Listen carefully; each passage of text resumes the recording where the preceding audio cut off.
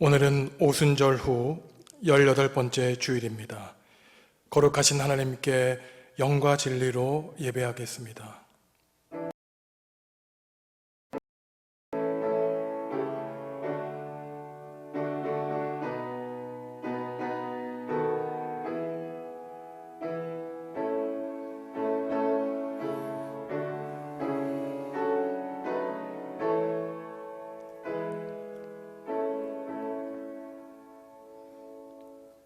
찬송과 영광을 받으시기에 합당하신 주님, 거룩하신 하나님께 신령과 진정으로 예배를 드립니다. 우리가 드리는 예배를 기쁘게 받아 주옵소서. 예수님의 이름으로 기원하옵나이다. 아멘.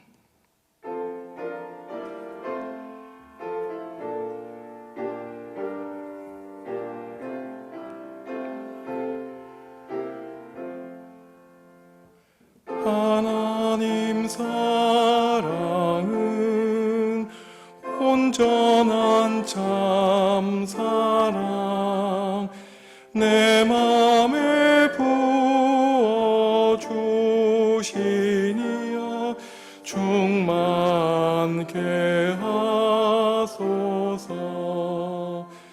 내 주님 참 사랑 햇빛과 같으니 그 사랑 내게 비추사 뜨겁게 하소서. 그 사랑 앞에는 풍파도 그치며 어두운 밤도 환하니 그 힘이 크도다. 하나님 사랑은 온전한 참 사랑, 내 맘과 영에 채우사 새 힘을 주소서.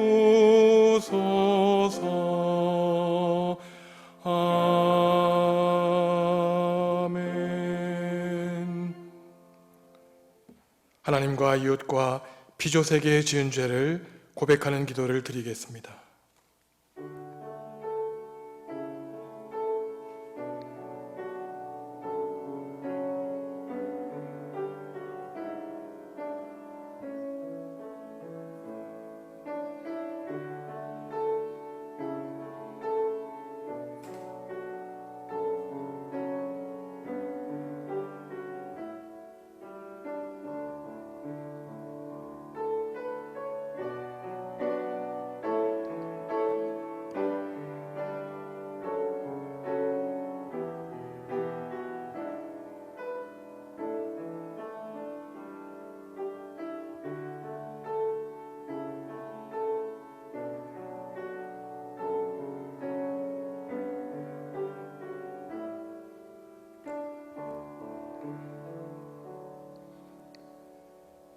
하나님이 우리에게 주시는 용서의 말씀입니다.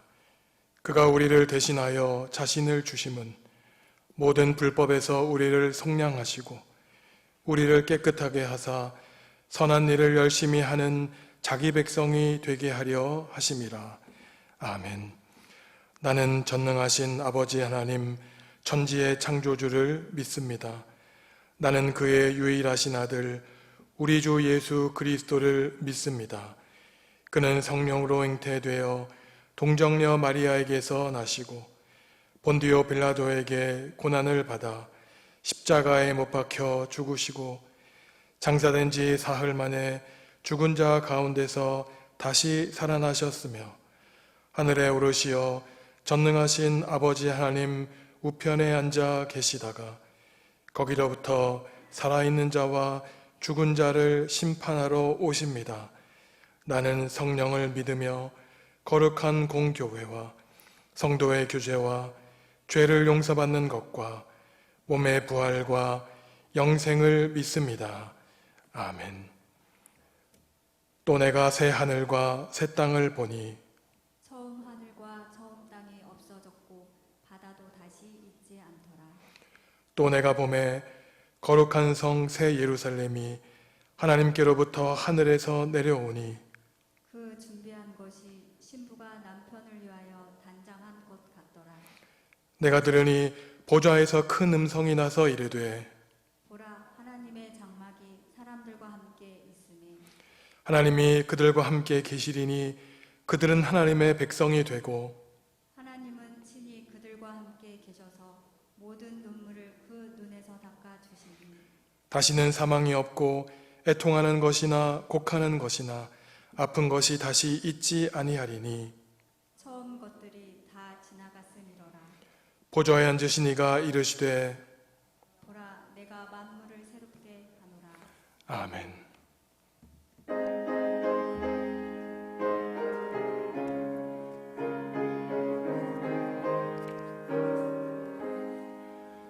저 높은 곳을 향하여 날마다 나아갑니다. 내 뜻과 정성 모아서 날마다 기도합니다.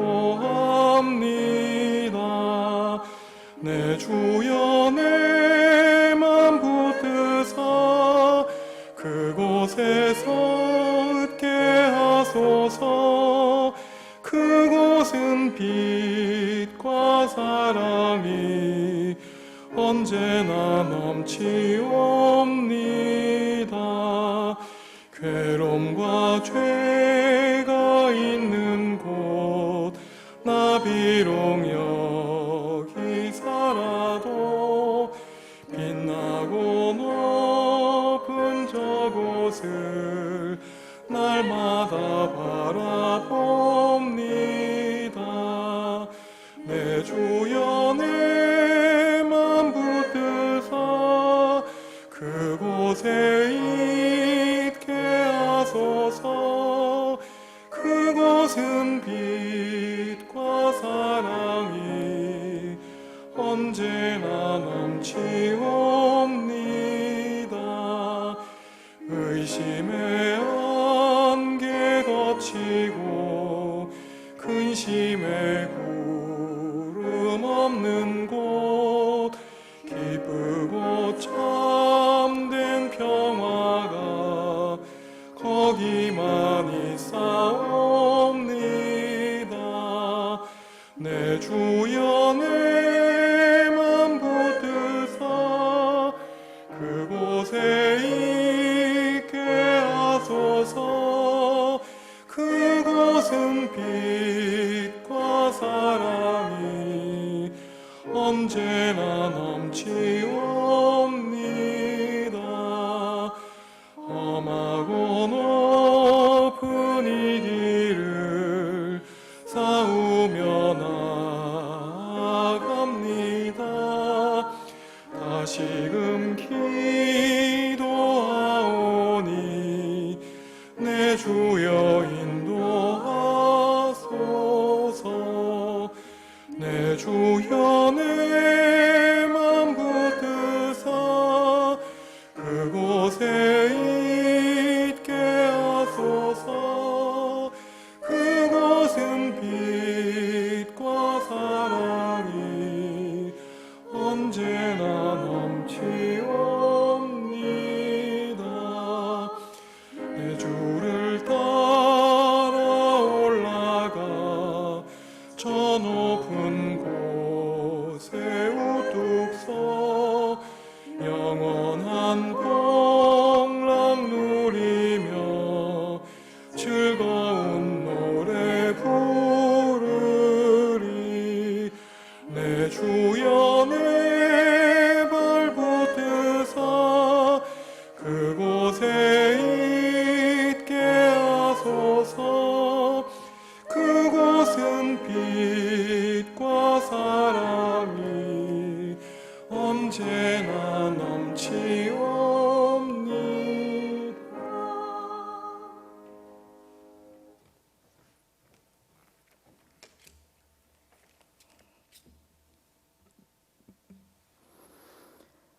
세세무궁토록 찬양받기 합당하신 하나님 아버지, 하나님께 모든 영광 돌려드립니다. 농가 밭에 뿌려진 씨앗들에게 때에 따라 빛과 비를 주셔서 생명되게 하신 하나님 아버지, 결실의 계절 가을에 그 은혜를 생각할 때에 감사 찬송 드립니다. 겪어보지 못한 재난과 자연재해로 가슴 졸이며 하루하루를 긴장 속에 살아가는 이 시기에 민족의 명절 추석을 맞이하게 되었습니다. 여느 때 같으면 오랜만에 고향을 찾아온 가족들과 함께 이곳에서 하나님께 예배하며 정담을 나누었겠지만 올해는 그러하지 못함이 못내 아쉬움으로 남습니다. 하나님, 저희들을 불쌍히 여겨주시고 보혜사 성령께서 친히 위로하여 주시옵소서. 하나님께서는 택정한 자기 백성을 절대로 포기하지 않으신다고 약속하셨기에 저희들도 그 약속을 믿으며 끝까지 이 믿음을 지키게 하옵소서. 독수리가 날개를 너풀거리며 자기 새끼들을 보호하듯이 저희들도 하나님의 은혜 아래 보호하여 주시고 저희들이 어디를 가든지 무엇을 하든지 하나님의 의의 길을 이탈하지 않도록 불과 기름기둥으로 인도하여 주시옵소서. 교회 공동체로 자주 모이지 않는 것이 편안함이 되지 않게 하시고 나태하고 교만하여져 하나님을 잊어버리는 불순종의 상태가 되지 않게 하여 주시옵소서.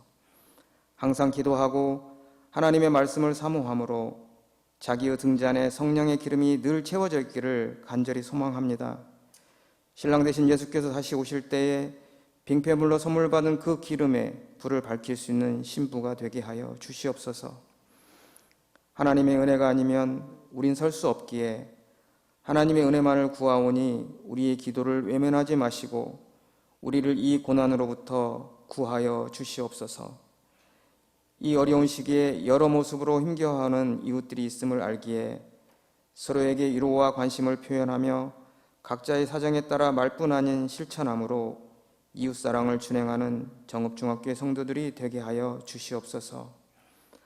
오늘 또 온 마음 다해 준비하신 하나님의 말씀을 들고 단위에 서신 김선정 목사님께 진리의 전신갑주를 입혀서 거룩하신 하나님의 말씀이 그의 입술을 통하여 선포되어질 때에 죄에 대하여, 의에 대하여, 심판에 대하여 처절하게 깨달음이 있는 소중한 시간이 되게 하여 주시옵소서. 여전히 죄인된 우리를 의인이라 여겨주시고 덮어주시는 예수 그리스도의 이름으로 기도하옵나이다.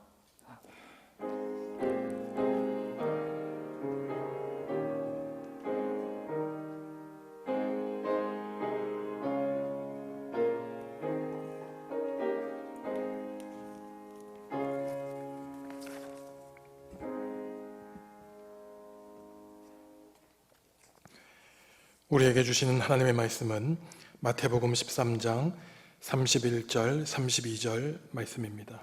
제가 받들어 읽겠습니다. 또 비유를 들어 이르시되 천국은 마치 사람이 자기 밭에 갖다 심은 겨자씨 하나를 같으니 이는 모든 씨보다 작은 것이로되 자란 후에는 풀보다 커서 나무가 되매 공중의 새들이 와서 그 가지에 깃들이느니라. 아멘.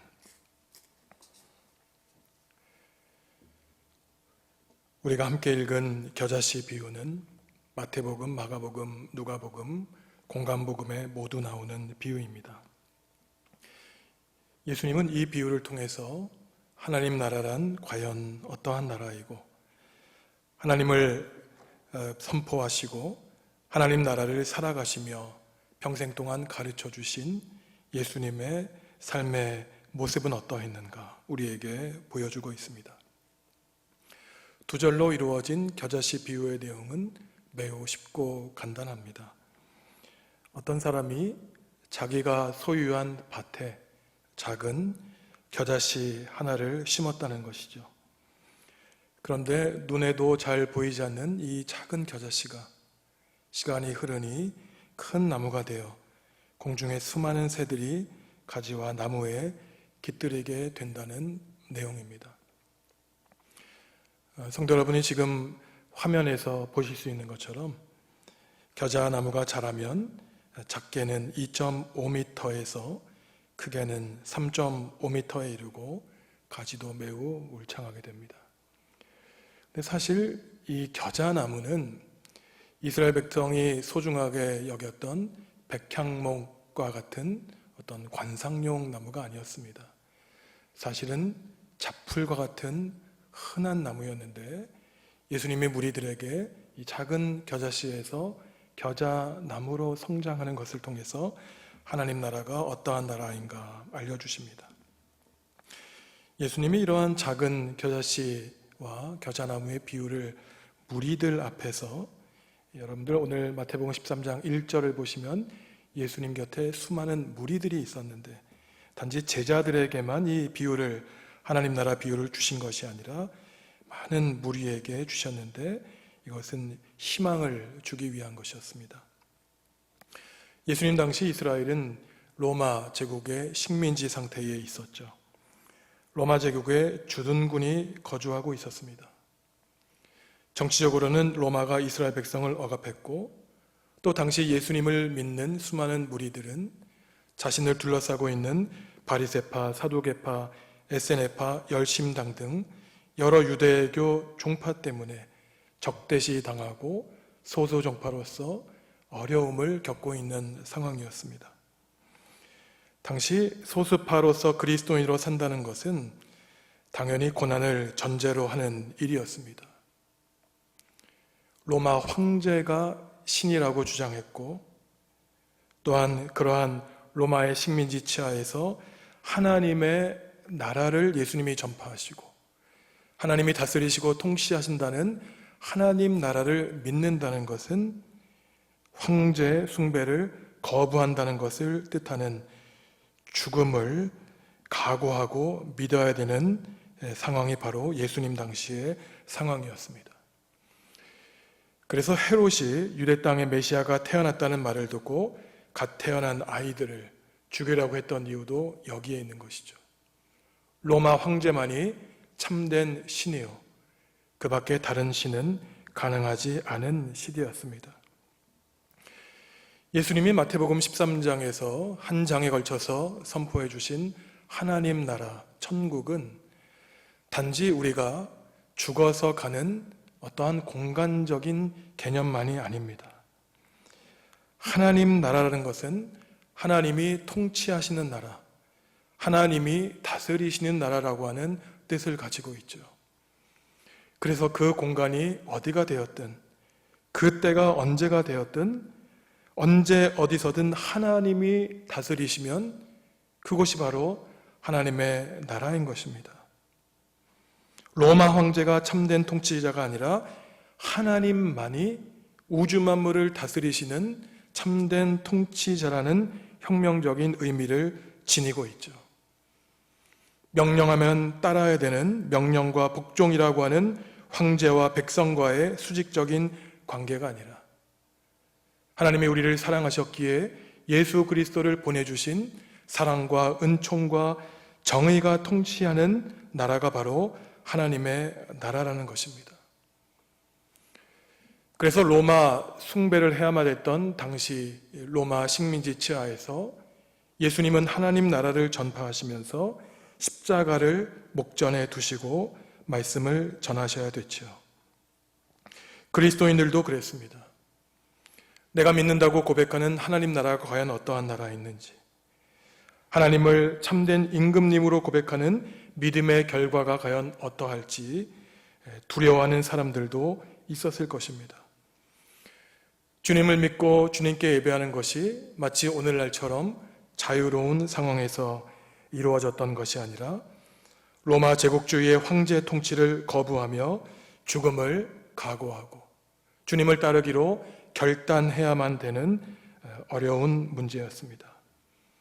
오늘 예수님이 하나님 나라의 비유를 들려주신 것은 바로 이러한 죽음의 상황 가운데 하나님을 주인으로 고백하는 사실을 기억하고 읽어야 합니다. 작은 겨자씨가 큰 나무가 된다고 할 때 이 작은 씨앗과 보잘것없는 이 겨자나무는 당시 예수님을 따랐던 보잘것없는 무리들을 가리킵니다. 당시 예수님을 따랐던 수많은 무리들은 비록 배우지 못했고 많은 병자들로 이루어져 있는 그러한 초라한 신앙 공동체였지만, 비록 겨자씨 하나만큼 작고 보잘것없을지 모르지만 이처럼 잘 보이지도 않는 겨자씨 한 알이 자라나 많은 새들이 깃들이게 되는 큰 나무로 성장하게 될 것이라고 주님은 그 보잘것없는 무리들에게 약속해 주십니다. 사람의 눈으로는 가능성 없어 보이지만 하나님의 뜻에 따라 한 걸음 한 걸음 묵묵하게 씨앗을 뿌리고 물을 주고 나무가 성장하는 것을 바라보는 그 작고 소소한 사람들에게는 결국 하나님의 때가 되면 많은 생명을 살리게 되는 놀라운 역사가 일어나게 될 것이라고 주님은 그 수많은 무리들에게 소망을 주시죠. 겨자씨가 겨자나무가 된다는 것은 하나님의 능력인 동시에 하나님을 참된 통치자로 믿는 우리 그리스도인에게 주시는 놀라운 능력을 말합니다. 지금 성도들에게 주시는 주님의 말씀인 것이죠. 어려운 시대를 살아가며 슬픔과 고난과 무의미함과 삶의 무기력함을 느끼는 성도분이 계시다면 오늘 겨자씨 비유를 통해 하나님이 성도 여러분들에게 주시는 삶의 의미와 가치와 하나님 나라의 사명을 다시 깨달으시기를 주님은 원하고 계십니다. 비유에서 씨 뿌리는 사람은 묵묵히 일하는 사람으로 나옵니다.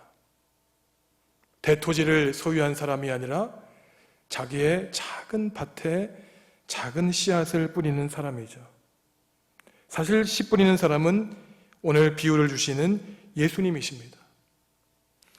예수님은 하늘 보좌를 버리시고 낮은 땅으로 내려오셨는데 바로 십자가라고 하는 나무 작은 희망을 가지시고 내려오셨죠.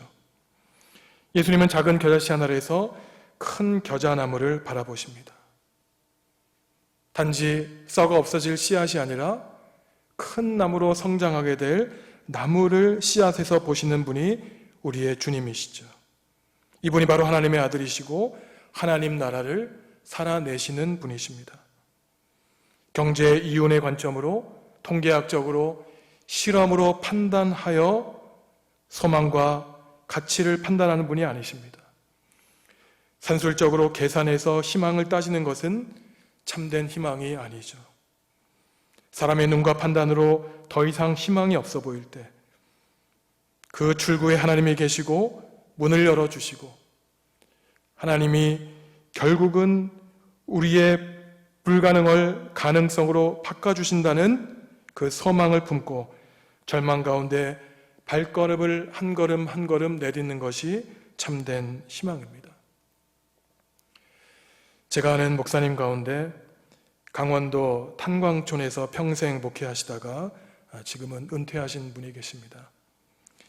이분은 폐광촌에서 진폐증을 시름시름 앓다가 죽음만을 기다리는 환우들을 평생 섬기다가 은퇴하셨습니다. 그분과 주고받는 매일의 말미에는 이러한 표현이 있었습니다. 검은 땅에 푸른 희망을. 푸른 들판에서는 누구나 희망을 가질 수 있죠. 잔잔한 물가에서는 누구나 소망을 가질 수 있습니다.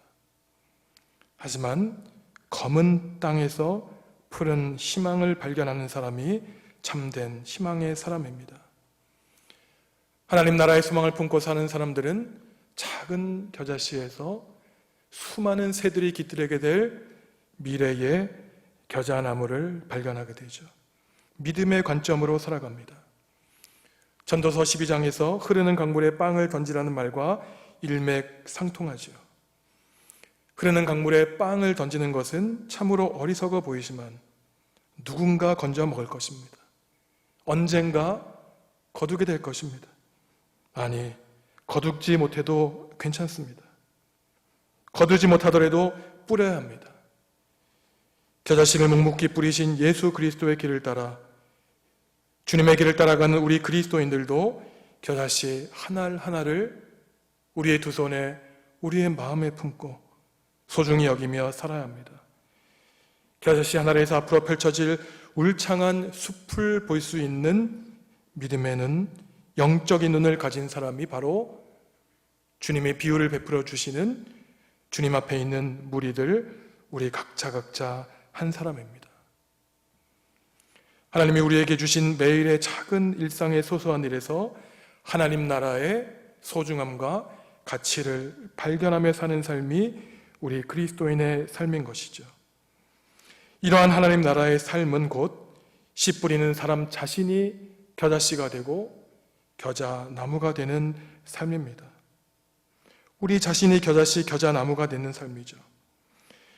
겨자나무는 멋진 관상용 나무가 아닙니다. 잡풀과 다르지 않습니다. 이스라엘에서 고급 나무가 아니라 흔히 볼 수 있는 나무입니다. 예수님이 예수님을 따르는 수많은 무리들에게 겨자씨 비유를 들려주실 때 무리들은 놀라운 소망을 발견했을 것입니다. 자기와 같이 소소한 그러한 잡초와 같은 덤불과 같은 겨자나무에서 주님은 하나님 나라의 소중한 비유를 베풀어 주셨고 무리들을 무시하신 것이 아니라 그들 가운데 하나님 나라를 일구어갈 가능성을 발견하셨기 때문이죠. 자신들에게 희망을 말씀해 주셨을 뿐만 아니라 우리가 믿는 주님은 보잘것없는 자들을 신뢰하시고 비록 사람들은 잡풀이라고 여길지 모르지만 공중에 수많은 새들을 깃들게 할 나무라고 여겨주셨습니다. 겨자나무는 하나님 나라를 가리키죠. 예수님의 복음 전파와 십자가로 시작된 미약한 하나님 나라가 결국에는 공중의 새들, 모든 이방인과 모든 인류가 깃들게 되는 큰 나무가 된다는 것입니다. 하나님 나라가 확장되는 것을 말하죠. 예수님 자신이 하나님 나라를 사셨고 예수님의 삶 자체가 하나님 나라였습니다.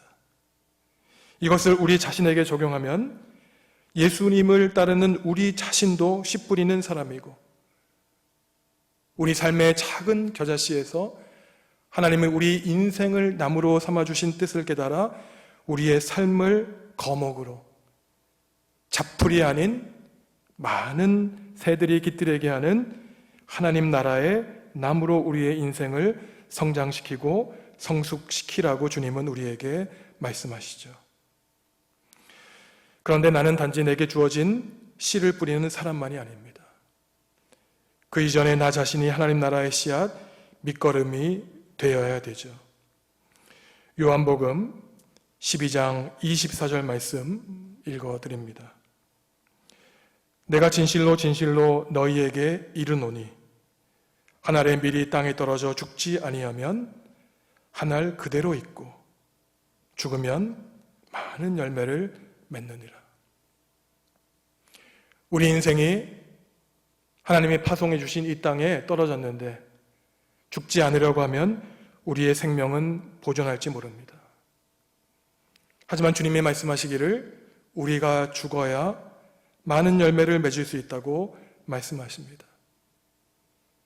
내가 죽어야 생명을 얻을 수 있다는 것이죠.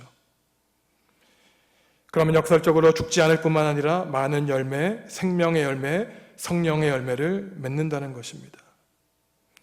다른 생명체의 그늘을 들이우고 열매를 주어 생명을 풍성하게 합니다.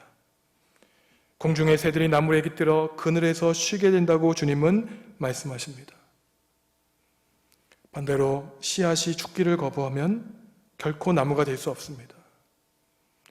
하나님 나라를 위한 나의 희생과 헌신 때문에 하나님 나라와 교회가 건강하게 자라날 수 있죠. 주님이 66년 전에 세워주신 우리 정읍중앙교회는 한 알의 겨자씨, 땅에 떨어져 자신을 죽이는 한 알의 밀로 가득한 주님이 세워주신 거룩한 교회가 되기를 소원합니다. 과연 성도 여러분의 인생의 씨앗, 여러분의 인생의 나무는 지금 어떠한 모습으로 하나님 앞에 서가고 있습니까? 많은 새가 그 나무에 깃들이게 된다는 것은 하나님 나라를 살아가는 그리스도인의 삶을 보여줍니다. 깃들인다는 것은 새가 나무에 작은 보금자리를 만들어 그것을 보호 삼아 그 속에 산다는 것을 말하죠. 새가 나무에 깃들어 사는 이 모습에서 우리가 우리 스스로에게 질문하고 답해야 되는 문제가 있습니다. 제가 성도 여러분들에게 드리는 이 질문은 저 자신에게 끊임없이 행하는 질문입니다. 저에게 성도 여러분들의 삶을 또한 지탱해주는 나무가 과연 있느냐는 것이죠. 여러분이 울타리와 보금자리를 만들어 지치고 피곤할 때 쉬어갈 수 있는 여러분 인생에 나무가 있습니까? 그 나무를 간직하고 있다면 여러분은 지치고 힘들 때라도 위로를 받을 수 있는 행복하며 감사하며 살아갈 수 있는 성공한 인생입니다. 하지만 질문이 여기서만 멈춰서는 안 됩니다. 또 하나의 질문을 드립니다. 성도 여러분은 과연 다른 분들에게 혹시 겨자나무가 되고 있습니까? 여러분의 인생의 나무에 수많은 새들이 깃들이고 있습니까? 그늘을 드리우고 있습니까? 우리 교회는 우리 지역사회의 보금자리가 과연 되고 있습니까? 사도행전 20장 35절에서 예수님의 가르침을 다시 확인해 주듯이 주는 것이 받는 것보다 복이 있다는 사실을 사도행전이 다시 확인하고 있는 것처럼 성도 여러분, 그리고 주님이 세워주신 우리 교회가 진정 우리의 이웃을 살리고 섬기며 나누며 하나님 나라의 삶을 살아가는 거룩한 겨자나무가 되기를 바랍니다. 여러분들이 잘 아시는 실버 스타인이 지은 아낌없이 주는 나무라는 동화가 있죠. 제가 그림 하나 보여드릴 텐데, 어린 소년이 사과나무 잎으로 왕관을 만들고 과일을 따먹고 그네를 타고 놉니다. 늘 나무 곁에 와서 낮잠도 자고 나무를 사랑하고 늘 언제나 나무와 시간을 보내죠. 그런데 소년이 나이를 먹게 되자 나무 혼자 있는 시간이 많아지게 됩니다. 청년이 되어 이 소년이 나무에게 돈이 있냐고 묻자 나무는 열매를 주죠. 성인이 되어 돌아온 아이는 집이 필요하다고 하자 나뭇가지를 잘라가라고 합니다. 나무는 그래도 행복해하죠. 할아버지가 되어 돌아온 소년은 배를 만들어 여행하고 싶다고 합니다. 그러자 줄기를 줍니다. 허리가 구부정해 돌아온 소년은 이제는 이가 없어 사과도 못 먹고 그네도 못하게 되죠. 나무도 소년에게 모든 것을 다 주고 이제는 밑둥만 남았습니다.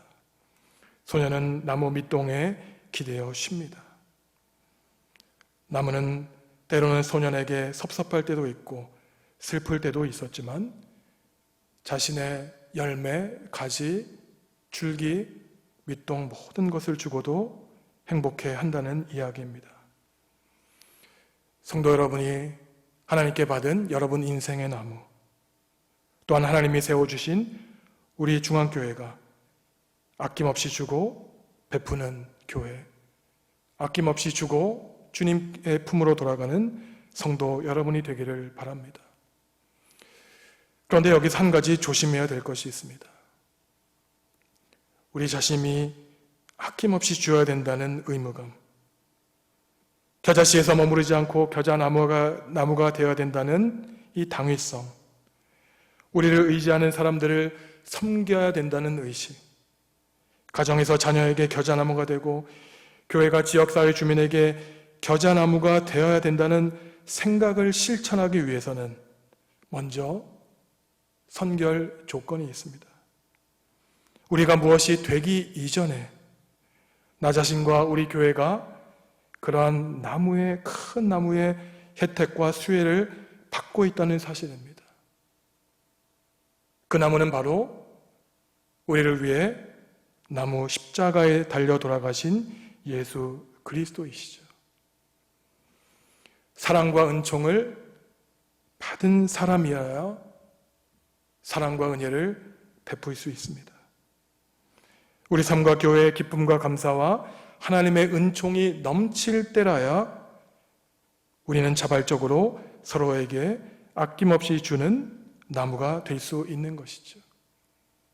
의무와 당위감으로 하는 사랑과 베품은 원망으로 끝날 수 있습니다.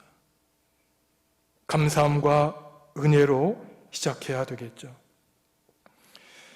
정현종 시인이 나무에 깃들여라는 시를 썼습니다.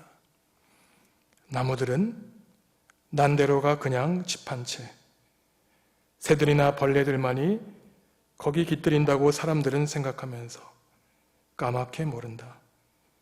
자기들이 실은 얼마나 나무에 깃들여 사는지를. 우리는 3주 동안 하나님의 피조 세계에서 신앙의 가르침을 얻고 있습니다. 우리가 물과 공기와 나무와 흙을 만드는 것이 아니라 물과 바람과 흙과 나무와 산과 골짜기에서 우리는 생명을 얻죠. 마치 우리가 씨앗을 품고 나무를 키우는 걸로 착각하고 살아가지만 나무가 우리를 살리고 우리의 삶을 풍성하게 해줍니다. 겨자씨 비유의 내용을 깨달아 우리가 겨자씨와 겨자나무가 되는 것이 중요합니다. 오늘 비유를 전해주신 주님은 우리 일상의 소소한 것들, 흔하게 볼 수 있는 것에서 하나님 나라의 가르침의 소재를 찾으셨지요. 씨앗과 나무에서 그 놀라운 하나님 나라의 은총에 대한 가르침을 주십니다. 나무는 우리에게 모든 것을 줍니다. 산소, 열매, 또한 집 짓게 하고 더울 때는 시원한 끈을, 추울 때는 불을 떼게 하죠. 변함없이 그 자리에 있습니다. 하지만 우리 사람은 그러한 나무와 달리 어린이나 어른이나 할 것 없이 늘상 바쁘죠. 해야 할 일에 치여 자신이 어떠한 모습으로 살아가고 있는지, 하나님이 우리에게 주신 인생의 어떠한 부분을 지나가고 있는지 생각조차 하지 않습니다. 다른 사람에게 내가 어떠한 의미가 되고 있는지 반성할 마음의 여유조차 없습니다. 혹시 우리 교회도 그렇지 않습니까? 우리 교회는 어떠한 지향점을 가지고 공동체를 일구고 있습니까? 지역사회와 결의 어떠한 희망과 비전을 제시하고 있는지, 아니면 자기 만족을 위한 자족적인 공동체에 머무르고 있는 것은 아닌지, 오늘 나무의 비유를 통해 정읍 중앙교회 나무의 모습을 돌이켜보기를 주님은 원하십니다.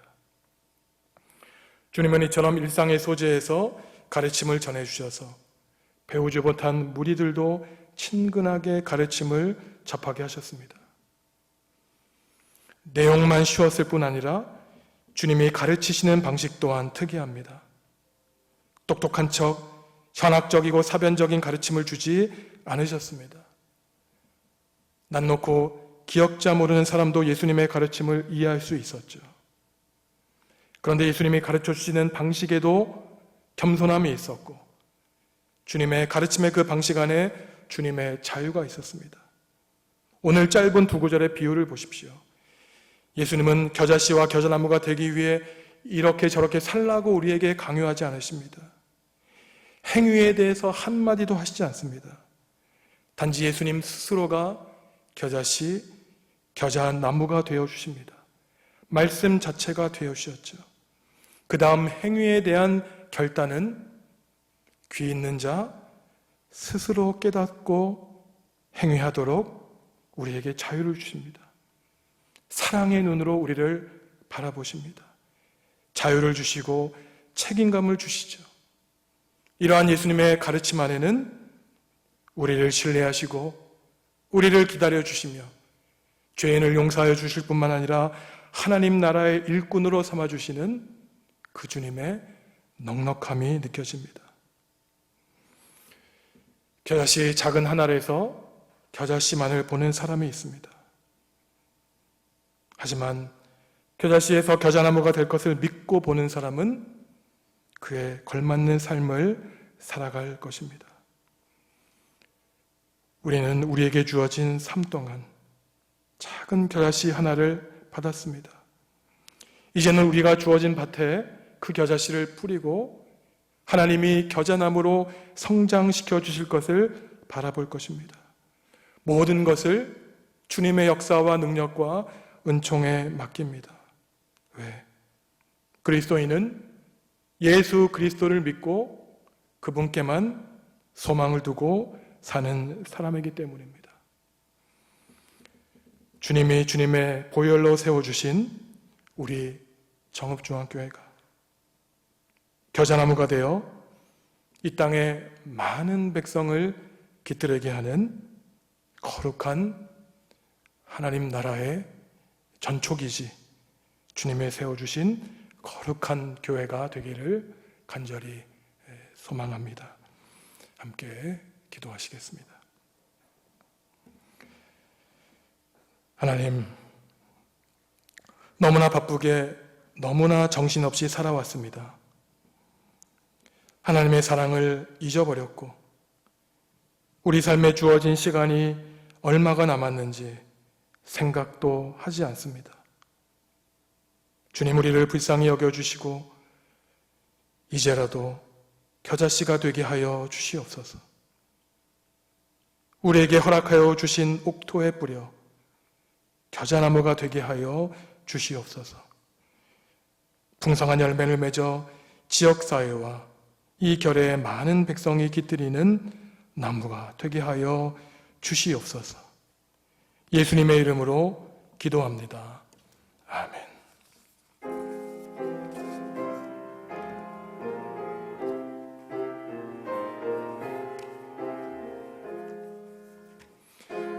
맡은 본부는 구주를 높이고 문영원 구원 얻도록 잘 인도함이라.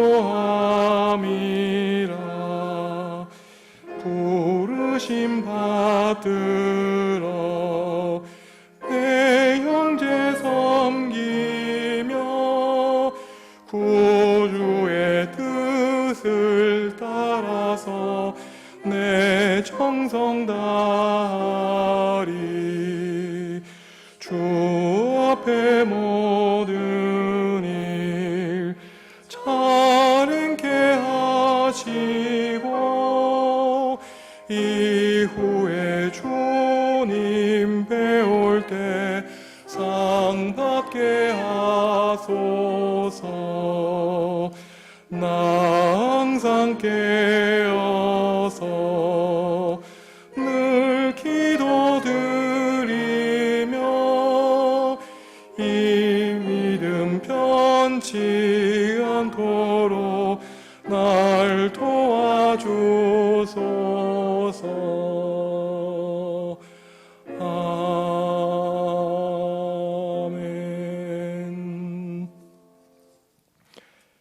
하나님, 민족의 명절인 추석을 허락하여 주시고 가족들과 함께 기쁘고 행복하게 보내게 하시니 감사합니다. 하지만 세상에 겪는 아픔으로 만나고 싶었던 가족들과 떨어져 보낸 수많은 성도들이 있습니다.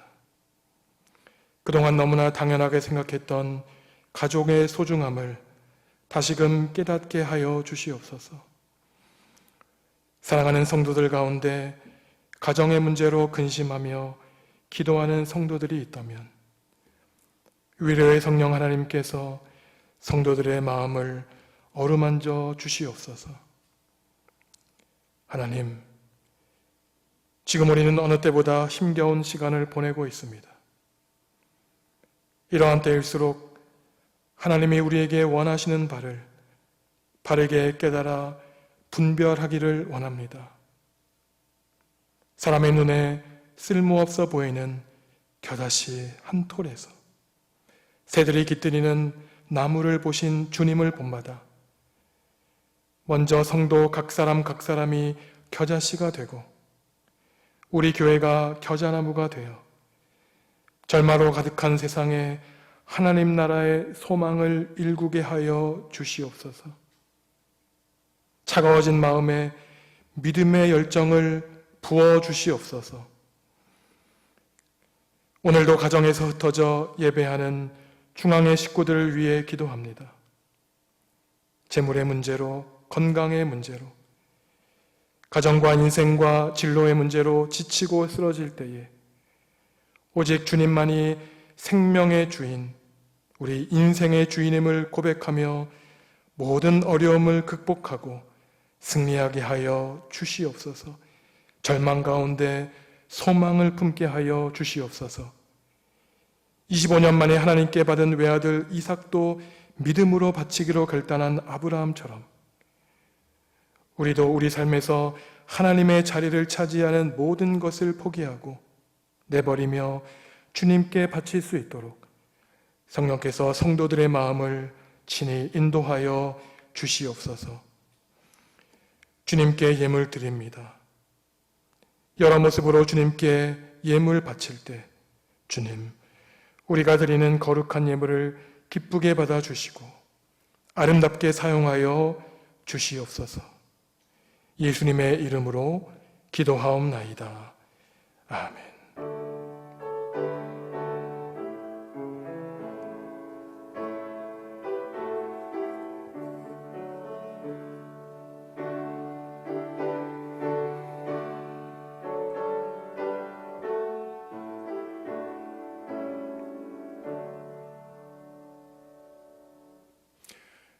지금 가정에서 함께 예배하는 사랑하는 가족들과 함께 인사 나누시겠습니다.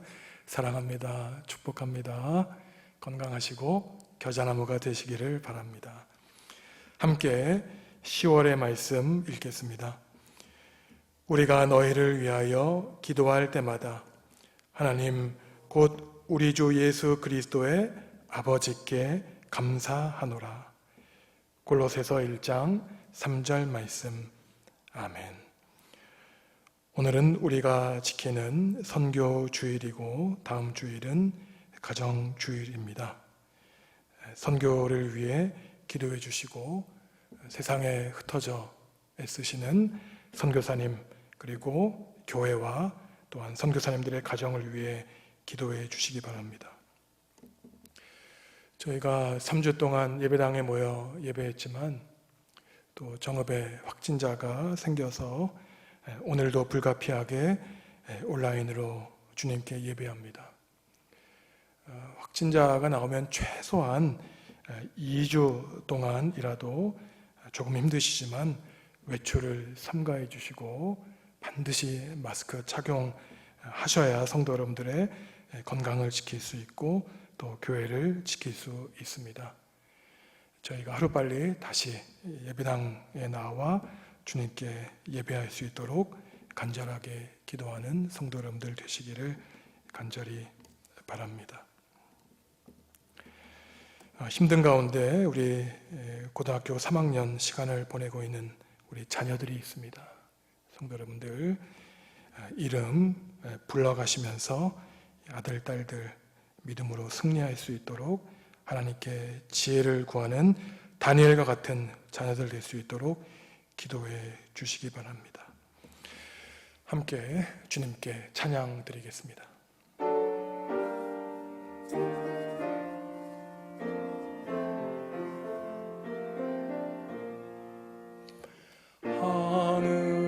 하늘에 계신 아버지 이름 거룩하사 주님 나라 임하시고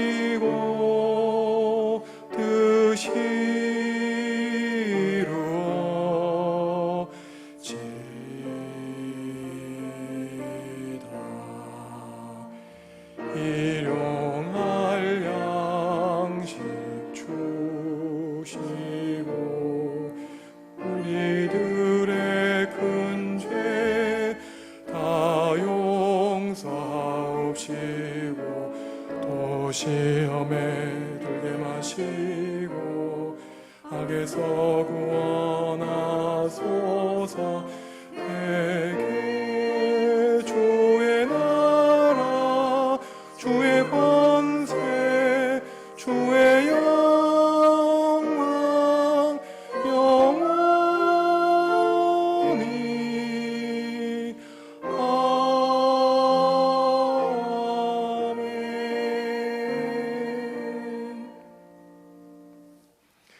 예수 그리스도의 은혜와 하나님의 사랑과 성령님의 사귐이 공중의 새가 깃들이는 나무가 되기로 다짐하는 성도들 가운데 이제부터 영원히 함께 하시기를 간절히 축원하옵나이다. 아멘.